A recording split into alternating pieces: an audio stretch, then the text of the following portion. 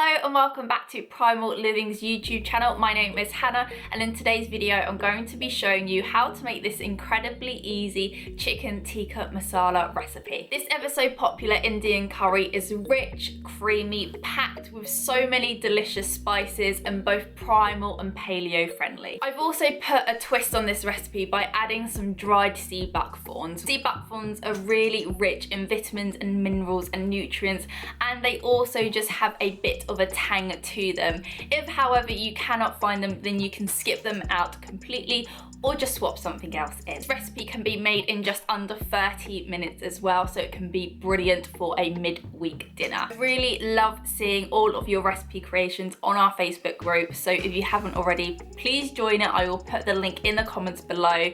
And without further ado, let's get into the recipe. Begin by adding 1 diced onion to a well-oiled pan and stir for 2 minutes before adding 1 diced red chili pepper and stirring once more. You'll then need to add 500 grams of chicken thighs to the pan and continue to stir for another minute or 2. You'll need to make sure the chicken is fully mixed with the onion and chili. Once done, add 1 teaspoon of ginger and mix well. Finally, add the following spices: 1 teaspoon of turmeric, 2 teaspoons of garam masala, 1 teaspoon coriander leaf, 1 teaspoon ground cumin, and 2 large pinches of sea salt. Stir for half a minute to ensure the aromas of the spices are fully released.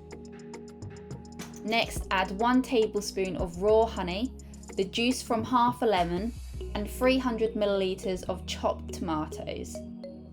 Quickly stir to fully mix the tomatoes with the rest of the ingredients and then add 300 milliliters of full fat coconut milk. Once again, stir everything together until combined and bring to the boil. Once boiling, simmer the pan and leave for 10 minutes. After that, add 1 handful of dried sea buckthorns and mix in. To finish the dish, add 2 handfuls of spinach to the pan, stir it into the sauce and then leave it to wilt.